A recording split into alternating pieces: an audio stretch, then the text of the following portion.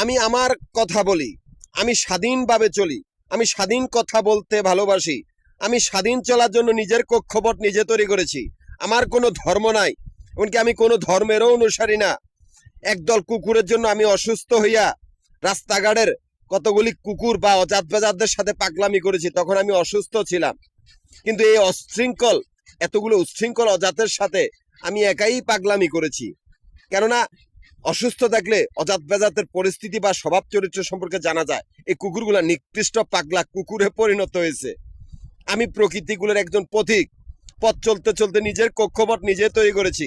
এমনকি সেই কক্ষপথে ব্যবসা প্রতিষ্ঠানগুলো স্থাপন করেছি।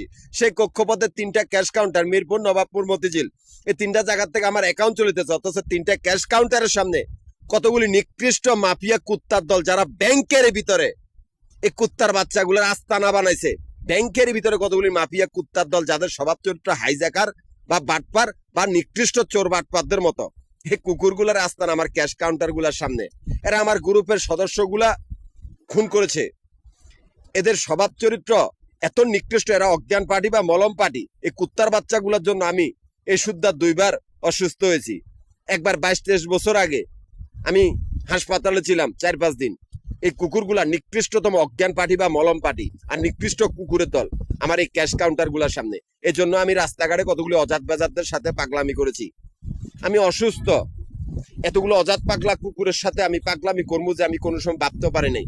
এই জন্য কইছি পরিস্থিতি আমাকে এই অজাত গুলার সামনে এনে ছাড়াইছে। কেন না আমার কোনো ধর্ম নাই, আমি কোনো ধর্মের অনুসারী না। আমি নিজে স্বাধীনভাবে চলি, স্বাধীন কথাই বলি। এতগুলো অজাত এত উশৃঙ্খল যে কোনো মুহূর্তে এরা ধ্বংস স্তূপের নগরীতে পরিণত হবে। এতগুলো অজাত বাঁচতে পারবে না। আমার পৃথিবীতে আমিও পাগল, যেহেতু আমি প্রকৃতিগুলোর পথিক, নিজে প্রকৃতির একজন সামান্য পথিক।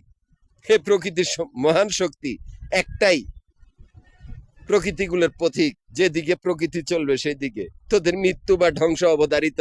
এতগুলো পাগল এই পৃথিবীতে থাকতে পারবে না। আর আমারই ব্যাংকের ভিতরে কতগুলি কুত্তার দলের আস্তানা। এই কুত্তার বাচ্চাগুলার কোনো অস্তিত্ব নাই, কোনো কর্তৃত্ব নাই, পায়ের নিচে মাটিও নাই। এরা আমার ক্যাশ কাউন্টার গুলার সামনে আস্তানা করছে। ওরা ব্যাংকের ভিতরে আর আমি ব্যাংকের বাইরে। আমি স্বাধীন।